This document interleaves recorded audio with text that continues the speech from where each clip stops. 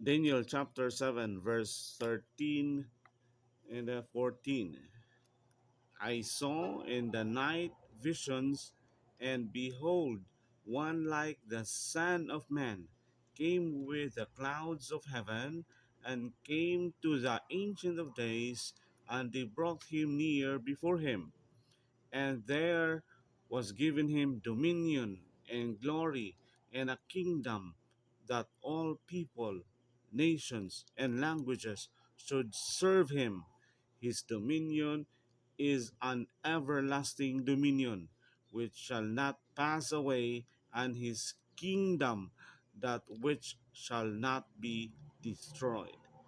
Daniel chapter 3, verse 4, 13 and 14.